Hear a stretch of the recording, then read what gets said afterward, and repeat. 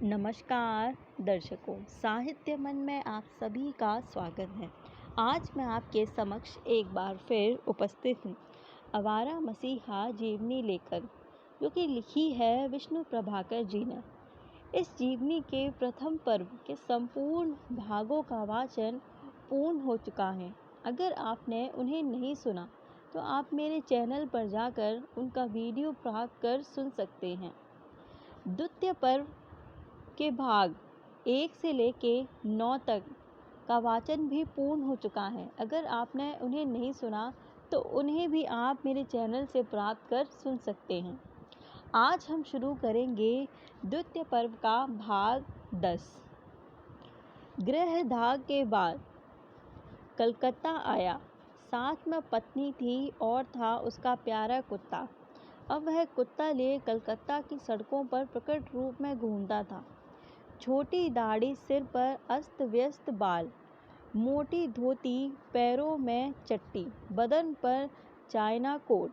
कोई भी देखकर बता सकता था कि यह व्यक्ति शहरी नहीं है। इस बार खोज कर उसने मित्रों से भेंट की। सुरेंद्र मोहन मुखर्जी भारती का संपादन कर रहे थे।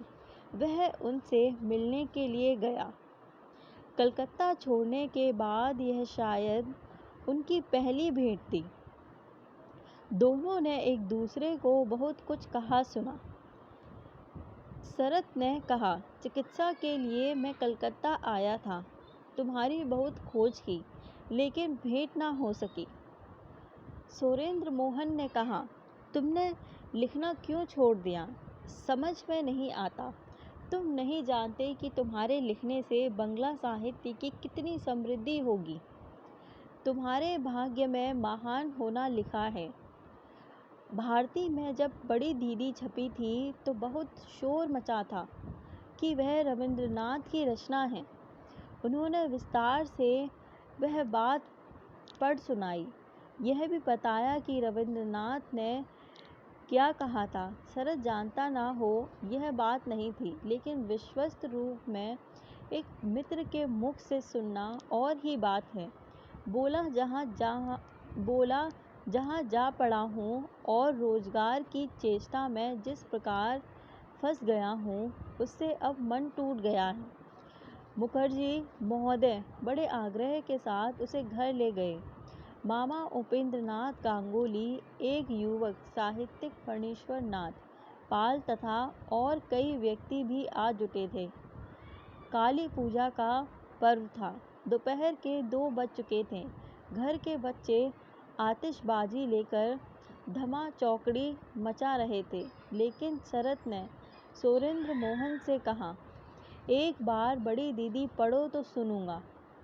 ठीक याद नहीं क्या कहानी लिखी थी। उसके बाद बैठक में बिछे तख्तपोश पर लेट गया और बोला, तुम पढ़ो, मैं सुनता हूँ। सुरेंद्र मोहन कहानी पढ़ने लगे। सुनते सुनते शरत अभिभूत हो उठा। आंखों में पानी भर आया। बीच बीच में बोल उठा, रुको रुको, क्या यह मेरा ही लिखा हुआ है? बहुत खराब तो नहीं लिखा? सुनकर मन भर आया है। यह कहानी मैंने अपनी ही हाथ से लिखी है। आश्चर्य होता है। मुखर्जी बोले, यही तो लोग ऐसा लिख पाते हैं। वे ही यदि लिखना छोड़कर हाथ पर हाथ रखकर बैठ जाएं, तब उनका अपराध क्षमा नहीं किया जा सकता। तुम अगर नहीं लिखोगे तो मैं समझता हूँ कि आत्महत्या करोगे। रविंद्रनाथ ने कहा था, तुम यदि नहीं लिखते तो निष्ठुरता ही होगी। कहानी में जिस जगह रोग शैया पर लेटे हुए सुरेंद्रनाथ ने अपनी स्त्री शांति की दीवार पर टंगी हुई अपनी छवि दिखाकर कहा था, यह तस्वीर अगर 4 ब्राह्मणों के द्वारा नदी के किनारे जला सको, नाम की कीमत समझने के लिए। उस स्थान पर जब मुखर्जी पढ़ रहे थे, तब आंखें बंद किए शरत पागलों की तरह उठ बैठा और उसका हाथ पकड़कर बोला, रुको। उसे कंठावरोध हो आया था। कई क्षण वह चुपचाप बैठा रहा। उसके बाद दीर्घ निश्वास छोड़कर बोला, अब पढ़ो। मुखर्जी ने फिर पढ़ना शुरू किया। वह लेट गया और लेटे लेटे आंखें बंद किए उसने बाकी कहानी सुनी। समाप्त होने पर बोला, अच्छा तो लिखा है? हाँ, अब मैं फिर लिखूंगा। तुम लोगों का विश्वास है कि मैं अच्छी कहानी लिखता हूँ? मुखर्जी बोले, फणींद्र पाल ने इस वर्ष बीए पास किया है। सरकारी नौकरी नहीं करना चाहता। यमुना नाम की एक पत्रिका निकालने का विचार कर रहे हैं। उसी के संपादक में जीवन समर्पण कर देने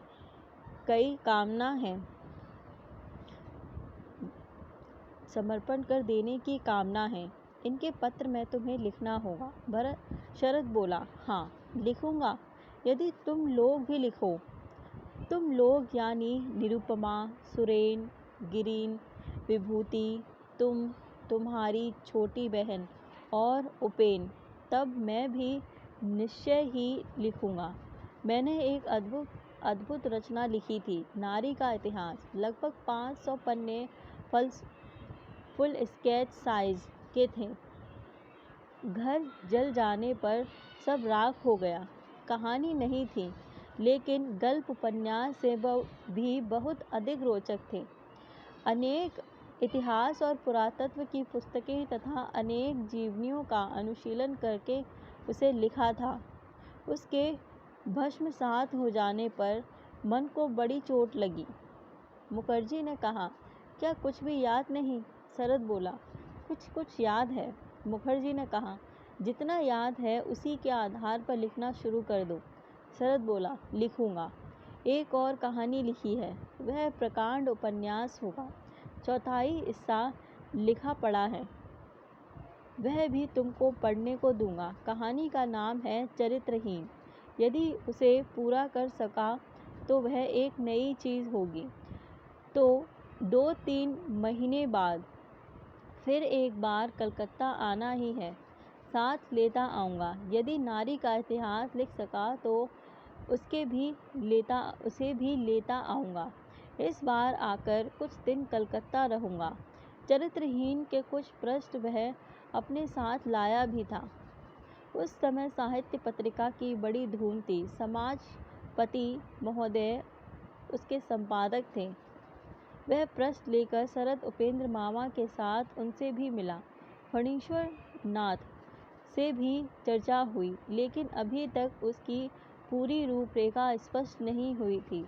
शरद स्वयं भी कुछ नहीं कह सकता था, इसलिए कोई अंतिम निर्णय नहीं हो सका और फिर से लिखने का आश्वासन देकर वह रंगून लौट गया।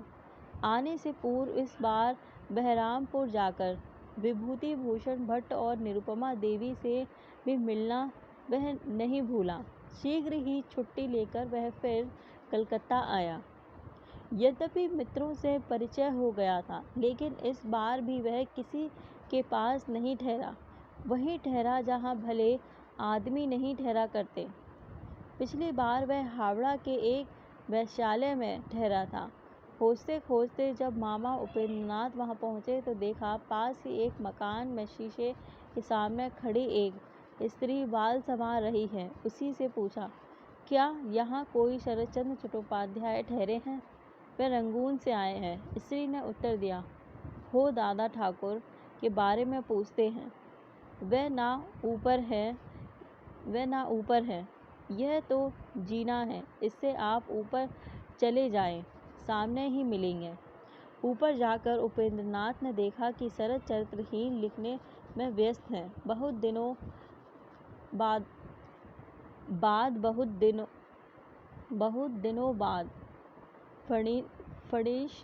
फणींद्रनाथ पाल ने लिखा, उस दिन की बात याद आती है। श्रीयुत उपेंद्रनाथ गंगोपाध्याय ने सूचना दी, शरद कलकत्ता आया है। कल वह मेरे घर आया था। कहाँ ठहरा है बताकर नहीं गया। उसे कैसे खोजा जाए इस पर बहुत सोचा। जो भी हो, अनंत हमने उसे खोज ही लिया। इस बार वह चरित्रहीन की पांडुलिपि साथ लेकर आया था।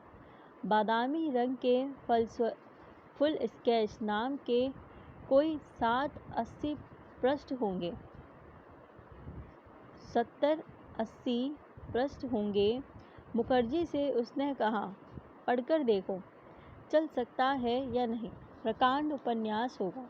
तुम लोगों की राय जानने के बाद ही इसे पूरा करूँगा। अभी तक तो कथा में नायिका का प्रवेश ही नहीं हुआ है। इसकी नायिका किरणमयी है। यह एक नई चीज़ होगी। वह पृष्ठ उसने यमुना के संपादक फणींद्रनाथ पाल को भी पढ़कर सुनाए थे। सुनते सुनते पाल महाशय तन्मय हो उठे और बार बार उसे पूरा करने का अनुरोध करने लगे। कहा, मैं इस उपन्यास को निश्चय ही यमुना में प्रकाशित करना चाहता हूँ। भारतीय और साहित्य के संपादकों से भी उसके प्रकाशन की चर्चा हुई। किसी कारणवश उस समय साहित्य के संपादक उसे स्वीकार न कर सके। भारती का दावा सबसे पहला था, क्योंकि प्रकाश में आने वाली उसकी एकमात्र रचना बड़ी दीदी उसी में छपी थी। कहना चाहिए कि भारती के संपादक सबसे पहले शरद को प्रकाश में लाए थे। मुखर्जी महाशय ने चरित्रहीन के वह अंश स्वयं पढ़े और फिर स्वर्णा कुमारी देवी को दिए। वह तो पढ़कर गदगद हो उठी। बोली, रचना चमत्कार है, लेकिन पूरी पढ़ लेने पर ही कुछ कहा जा सकेगा। उसके बाद मुझे देना, मैं इसके लिए 100 रुपये पेशगी दे सकती हूँ। इस प्रस्ताव से शरद तनिक भी उत्साहित नहीं हुआ। कहा, यह रचना जल्दी में पूरी नहीं हो सकती। बहुत सोच समझकर लिखता हूँ, लेकिन किरणमयी की कथा अब लिखी जाएगी, तब क्या यह एक महिला द्वारा संपादित साहित्य में प्रकाशित करने योग्य रह जाएगी? शायद नहीं। अब केवल यमुना ही शेष रह गई थी। निश्चय हुआ कि इसे धारावाहिक रूप में प्रकाशित किया जाए। फणीश्वर नाथ पत्रिका में पृष्ठ संख्या बढ़ाने के लिए राजी हो गए, लेकिन अभी तो रचना पढ़ी नहीं हुई थी। इसलिए यमुना में उसकी एक पुरानी कहानी बोझा प्रकाशित हुई। बड़ी दीदी के बाद उसके नाम से मिली पत्र में प्रकाशित होने वाली उसकी यह सर्वप्रथम रचना थी, लेकिन इसके लिए भी किसी ने उससे नहीं पूछा था। सुरेंद्रनाथ से लेकर सोरेंद्र मोहन ने यह रचना यमुना के लिए दे दी थी। इस बात से शरद बहुत दुखी हुआ। उसने तुरंत अपने मित्रों को लिखा, अब बिना मेरी अनुमति के मेरी कोई पुरानी रचना प्रकाशित नहीं की जानी चाहिए। वह अपनी पुरानी रचनाओं को अच्छा नहीं समझता था और उसके मित्र उन्हें प्रकाश में लाने के लिए कटिबद्ध हो चुके थे, लेकिन यह समझ नहीं आता कि 5 वर्ष पूर्व बड़ी दीदी प्रकाशन के अवसर पर वे अब लोग क्यों चुप रहे। ना तो उन्होंने शरद की तलाश की और न स्वयं शरद ने ही लिखने की पहल की। क्या वह आश्चर्य की बात नहीं कि बड़ी दीदी के अभूतपूर्व स्वागत और रविंद्रनाथ की प्रशंसा की बात सुनकर भी नई रचनाएं लिखने या पुरानी छपवाने की प्रवृत्ति उसमें नहीं जागी। ऐसा लगता है तब तक भी वह अपने लिखने के बारे में आश्वस्त नहीं आ पाया था। संभवतः रविंद्रनाथ द्वारा अपनी प्रशंसा सुनकर उसके मन में उनके जैसा लिखने की प्रवृत्ति और भी सघन हो उठी। कुछ दिन पूर्व ही उन्हें नोबेल पुरस्कार मिल चुका था और उनकी इस अभूतपूर्व ख्याति ने देश का मस्तक ऊंचा किया था। शरद के सामने वही ऊंचा लक्ष्य रहा होगा। चरित्रहीन की रचना के पीछे साधना का जो इतिहास है, वह उसकी इस कामना का साक्षी है।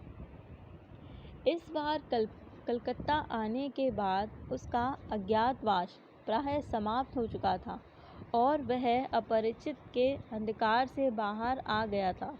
होनहार लेखक के रूप में उसकी प्रतिष्ठा भी हो चुकी थी। यहाँ तक कि उसने नौकरी छोड़ देने का विचार कर लिया। कहा, यदि लिखने से 100 रुपये मासिक का भी प्रबंध हो सकता है तो मैं नौकरी छोड़कर कलकत्ता आ बसूंगा। भारती की संपादिका स्वर्ण कुमारी देवी और यमुना के संपादक फणींद्रनाथ पाल इतना प्रबंध करने के लिए सहमत हो गए।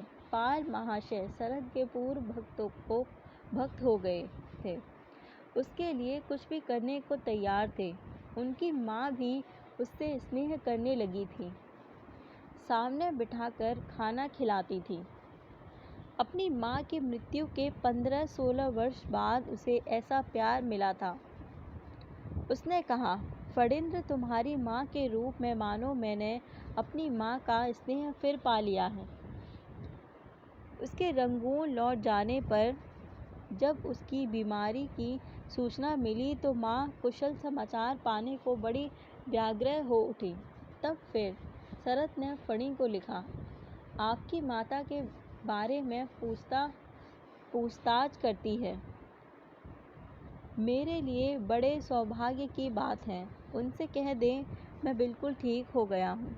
मेरे बारे में पूछताछ करने वाला संसार में एक प्रकार से कोई नहीं है, इसलिए अगर कोई मेरे बारे में भला बुरा जानना चाहता है तो सुनकर हृदय कृतज्ञता से भर जाता है।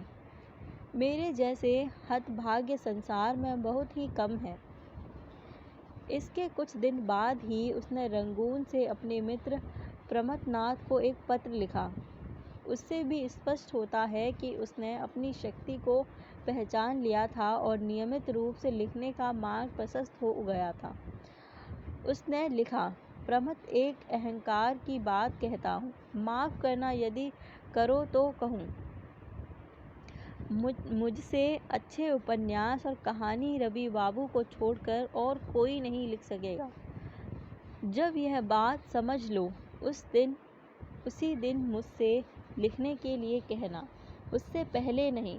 तुमसे मेरा यही अनुरोध है। इस विषय में मैं किसी को छुट्टी खातिरदारी नहीं चाहता, किसी की झूठी खातिरदारी नहीं चाहता, सच्ची चाहता हूँ।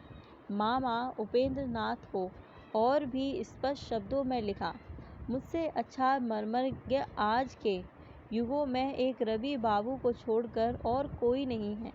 यह मत सोचना कि मैं गर्व कर रहा हूँ, लेकिन चाहे मेरी निर्भरता कहा, चाहे वह गर्व ही कहो, मेरी धारणा यही है। और उसकी यह धारणा अंत तक बनी रही। बहुत वर्षों बाद कथा शिल्पी शरतचंद्र ने कहा था, मेरी उम्र हो गई, रविंद्रनाथ की भी उम्र हो गई। बीच बीच में आकांक्षा होती है कि इसके बाद बंगला भाषा के उपन्यास साहित्य का स्थान शायद नीचा हो जाएगा। इसी समय बंगला साहित्य जगत में एक क्रांतिकारी घटना का सूत्रपात हुआ। सूचना प्रसारित हुई कि शीघ्र ही भारतवर्ष नाम का एक पत्र प्रकाशित होने जा रहा है।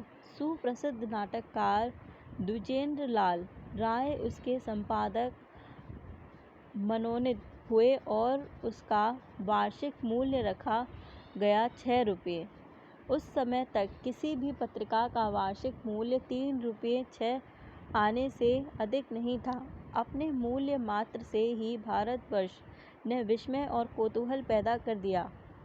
कुछ वर्ष पूर्व कलकत्ता में इवनिंग क्लब नाम से एक सांध्य समिति स्थापित हुई थी। इसके सभापति थे द्विजेंद्रलाल राय और संपादक पद पर प्रतिष्ठित हुए प्रमथनाथ भट्टाचार्य।